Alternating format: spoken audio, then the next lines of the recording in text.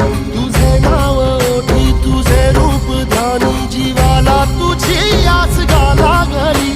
जरी बाप सा